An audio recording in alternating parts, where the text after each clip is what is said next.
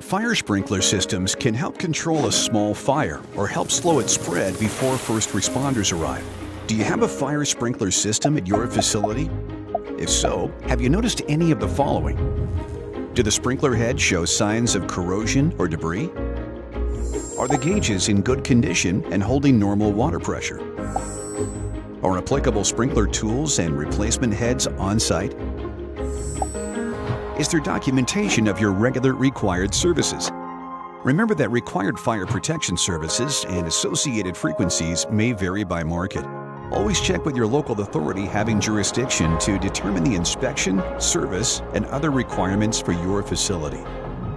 Paying more attention to your equipment can help make you more prepared when you need it. To learn how Cintas can help with convenient, reliable fire protection services, visit cintas.com/fire.